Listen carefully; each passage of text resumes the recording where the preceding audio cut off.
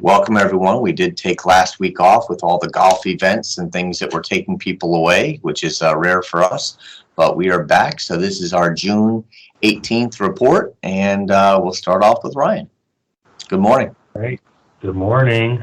Okay, so I'll start with my admissions and guidance services slides, talking about a lot of the same things that we've covered the same week, so I wanted to give an update. Application-wise, here's our updated application chart. Since we did, as mentioned, took last week off, I put 2 weeks worth of numbers down on the bottom section here. Basically trending almost exactly the same number over the past couple weeks when you combine them. Had 112 applications the past 2 weeks versus 113 a year ago. So that is trending in a level line. 2021 high school grads, we keep having a few trickle in from the 2021 graduating class. Still lagging behind what the 2020 class was. But I think I mentioned it previously. I believe that this graduating class is going to be a bit smaller than previous years. But there's application numbers there for everyone. My next slide is our fall 2021 head count. As of the end of the day yesterday, our head count total is 1623. You'll see the breakdown of our continuing, returning, transfer, and FIDIAC students. Reminder, 2020, fall 2020 head count was 2312, so we're creeping towards that number. One thing I wanted to point out was our 2019 number. So 2 years ago, pre-pandemic, our head count was actually 1614 on this date. So head count wise, are actually a few people ahead of our 2019 numbers, which is obviously very exciting to see that and to see that trend moving forward. Okay, next slide. This is another slide that I've been continuing to present and update. This looks at our head count trend lines for both current school year, so 2021 is the blue. The purplish blue is 2020, and then white is actually 2019. So as mentioned, we're right in that line with 2019 as it stands right now. I did give the comparison numbers between fall 2021 and fall 2020 for head count, credit hours, and billable. We continue to be up compared to a year ago, 27% in head count, 20% in credit hours, and 19% in billable. Compared to a year ago, so still looking at solid numbers at this point. No, let's jump into financial aid. Great work to your team this week. We definitely had some major jumps this week. If you want to discuss anything that went on in the past week to accomplish that, these are good numbers. Yeah, we had one really big day this week, so a couple factors that play into that. I mean, we do have outreach calls going out to a number of different groups. I'll talk a little bit about outreach calls during the financial aid piece that I'll present on. We also had a pretty significant number of dual enrollment forms coming through and direct college enrollments for our high school populations. So special thanks to Kelly in my office. She does the processing of those, and I know they've been coming through fast and furious from the high schools. So it's good to see that enrollment continues as well. Okay, so here is financial aid slides that I'm presenting on behalf of their office today, working with their WIGs and some of the things that they've been talking about and presenting on during these meetings as well. Here's FAFSA comparison. As you can see, that orange trend line is the 2021s compared to the 2020 FAFSAs. Still numbers way up. A couple things to point out. Out of that population, 648 students who completed their 21-22 FAFSA for the upcoming school year have registered. This was an increase of nearly 100 students since our last meeting 2 weeks ago. So special shout out goes out to Allison and Cassie. They've been making outreach phone calls to these students to let them know that their FAFSA is in. let's get you registered and get you moving in the right direction. And you can see that that number has jumped over the past 2 weeks, which is awesome. Michigan Reconnect, this is another group that outreach is continuing with. You'll see the breakdowns of the Michigan Reconnects who are awarded, those that may need to apply to us, those that have a complete FAFSA. One big group, and a shout out to Jenny, Megan, and Stacy, who are student success coaches here on campus. They're doing some heavy outreach to this group to make sure that we're reaching out to them, seeing if we can answer their questions, and then helping them enroll, because you can see there's a number of students who are awarded or have other types of aid that will cover things, but still need to enroll or need to apply. Those are ones that outreach phone calls are being made to. And then our next slide here just talks about Michigan Reconnects. So 47% of our eligible Michigan Reconnect students have actually enrolled.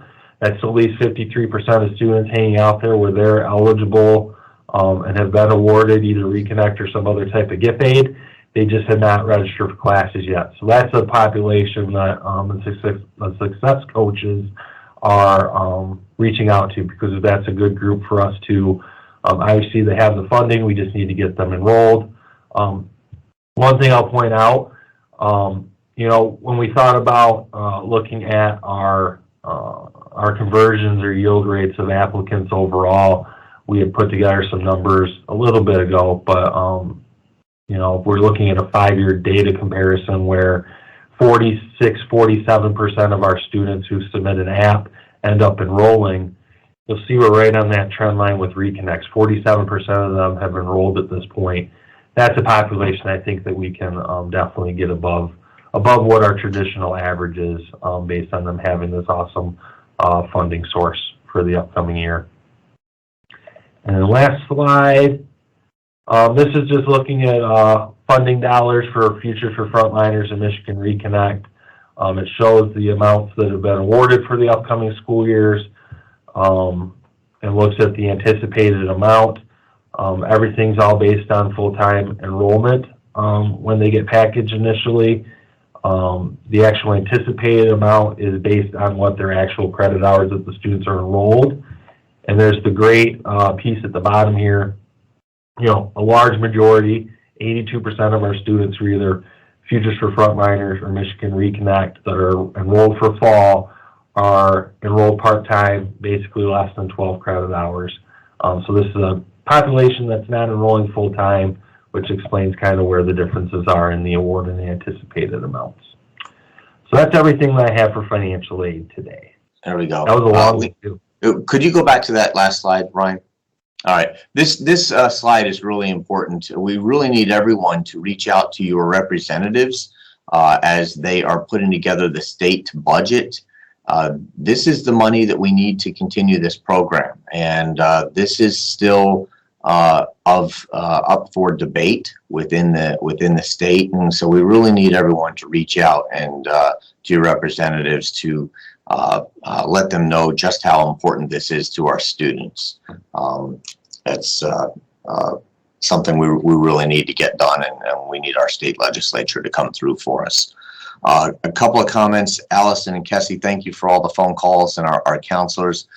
Any faculty adjuncts who wish to come in and make phone calls for a day and volunteer to help, that's really how we're making a difference and how these teams are making a difference. So please contact me if you're available to do that. That would be great as well. Thank you, Ryan. And Tracy, we'll turn it over to you. Thank you. Good morning. Can you see my screen? Great morning. All right. So we continue to, with efforts to increase graduation rates as well as retention rates. And one of those efforts is implementing an alert system for students who are taking courses outside of their path of study or program. As of today, we've reached out to 107 students and have had very positive responses, either updating program of study or switching schedules around. So we're hoping that that will contribute to a quicker and more cost-effective way for students to graduate. We have continued efforts regarding the strategic plan with transferability and articulation agreements, which I think will also contribute to retention and graduation. The next slide, we are also monitoring FDIC retention rates from fall to fall and fall to winter. As of this morning, we are at 51%, which is past our goal, higher than last year. Or not quite, I'm sorry, we're 2% higher than last year as of now, but we continue efforts on these students. We did send a text out last week and we started a calling campaign. So thanks again to Kessie as well as Linda for reaching out to these students. These are easier for us to call because we can actually register students on the spot when we have them on the phone, and we have been doing that this week. And we should get through that list early next week. So hopefully we'll have another jump by the end of next week that I can report out on. And then I just wanted to share this. We're still monitoring course capacities. And these are classes for fall that have less than 5 seats available currently. I did just pull this data this morning, so there are not too many. The deans have been really good about getting things up and open, so but this is the current list right now that have less than 5 seats available. And then Scott also wanted me to share the enrollment analytics dashboard that Curie and data processing developed for us. So this is the enrollment analytics dashboard. It compares year-over-year data. Right now, this chart here is showing us duplicated and unduplicated head count for the past several years, fall and winter semester. Right now, as Ryan reported, we're at 1624 for enrollment. And then these graphs over here just break that information down and are comparing fall 21 to fall 20 final head count and data. So right now we're down compared to last year 35% for FTE, which that's comparing it to the total enrollment from last fall. So, and then we also have unduplicated and duplicated head count. And then the next graph is actually our utilization report. So we do have quite a few seats open still right now for fall 21. And then I'm able to detail into that information and provide the reports to Scott and Grace and the deans regarding section or course utilization. And then this analytics dashboard also it's broken down by division. So all of this information is available by division for the deans as well. Okay, and that's all I have.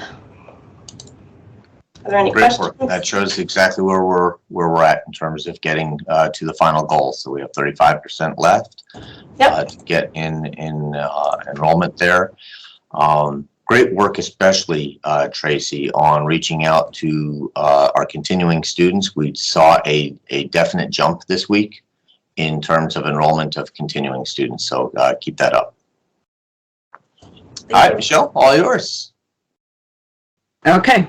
All right, from the Marketing and Communications Department, and this is just setting the stage.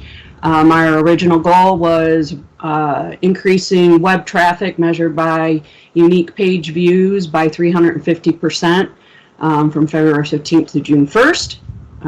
We exceeded that goal in May, so we reestablished a new goal to bring the total unique page views to 10,000, and this is specifically to the Reconnect page on the website. So 10,000 page views by the end of the week that starts the first week of classes. So the actual end date would be August 28th. And as of June 16th, we are now at 7,762 unique page views, obviously well on our way to meeting that goal. Two other slides I just wanted to show real quick. Typically, and I'm not sure that Joe has talked about this a whole lot, typically what happens in June is for budgetary reasons, but then also because we know the viewing habits and the interest level of our constituents. We don't do as much paid advertising during the month of June. And with the new fiscal year, we will be significantly increasing paid advertising messaging out there. So this is from the last 2 weeks. You can see we're averaging, about 100, and then it starts to drop off. Right around June 9th and 10th, we did have a couple of social media messages. And also one of the things that we realize is that a lot of times on Saturdays is when you start to see people paying attention to, on the weekends, paying attention to their Facebook pages and that type of thing. So we did see a little spike on June 12th. Things have gone down again, but like I said, we are anticipating a significant bump come shortly after the 4th of July holiday. And this is a very interesting chart that I like to look at, because we can go back and track on these bumps that you see in the data what messaging we were doing at a particular time. What was out there? Was it an email? Was it a social media? Was it an increase in some of our other digital marketing platforms, those types of things? So again, anticipating that we'll see another jump in the next couple of weeks once those budgeting dollars, those dollars are budgeted in, and we see an infusion in our advertising presence. Any questions? Just one, because we're getting down to the wire on financial aid application stuff being in. So if we could get emails out to students that we know have shown interest, to make sure that they get into financial aid soon in order to ensure their eligibility for fall, that would be useful. Okay. We will get on that next week. Awesome. Great job, everyone. We'll take it offline.